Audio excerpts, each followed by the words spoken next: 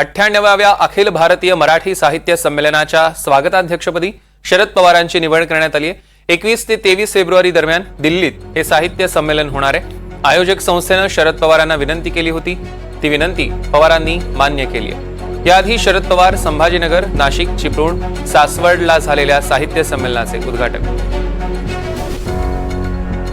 राहुल कुलकर्णी आपले प्रतिनिधी आपल्यासोबत ऑनलाईन वरून जोडले गेले, त्यांच्याकडून अधिकचे अपडेट्स घेऊया।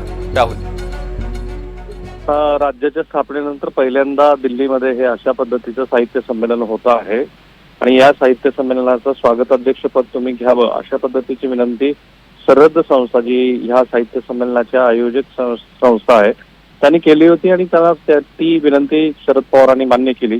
या साहित्य संमेलनामध्ये जे महाराष्ट्र राज्याचे मुख्यमंत्री होतील त्यांना, त्याशिवाय आत्ताचे जे विद्यमान 2 उपमुख्यमंत्री आहेत त्यांना, मुरलीधर मोहोळ यांना, चंद्रकांत पाटील, विनोद तावडे अशा सगळ्या मंडळींना बोलवण्यात आलेलं आहे। त्यासोबतच राज ठाकरे, नितीन गडकरी यांनाही निमंत्रण देण्यात आलेलं आहे आणि मराठी भाषेला अभिजात भाषेचा दर्जा मिळाल्यानंतर हे साहित्य संमेलन होत आहे, तेही या देशाच्या राजधानीमध्ये होत असल्यामुळं ह्या साहित्य संमेलनाकडे सगळ्यांचं लक्ष लागून राहील आणि अशा वेळेला शरद पवार यांना स्वागताध्यक्षपद दिलेलं असल्यामुळं याच्या राजकीय वर्तुळात काही चर्चा होतात का ते बघावं लागेल। पण हे फेब्रुवारी महिन्यामध्ये होणारं साहित्य संमेलन अनेक अर्थाने महत्वाचं असणार आहे आणि त्या पार्श्वभूमीवरती आज पुण्यामध्ये पत्रकार परिषदेमध्ये ही माहिती देण्यात आली। धन्यवाद राहुल, आपण दिलेल्या सविस्तर अपडेटसाठी।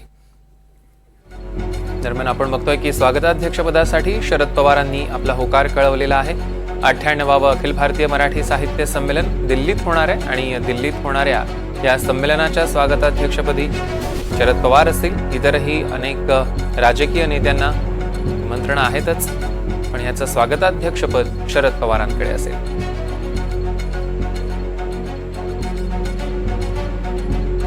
शरद पवारांनी या आधी सुद्धा संभाजीनगर असेल, नाशिक किंवा चिपळूण, सासवडला जे साहित्य संमेलनं झाली होती त्या साहित्य संमेलनाचे ते उद्घाटक होते आणि आता 21 ते 23 फेब्रुवारी दरम्यान होणाऱ्या या संमेलनाचे ते स्वागताध्यक्ष असतील।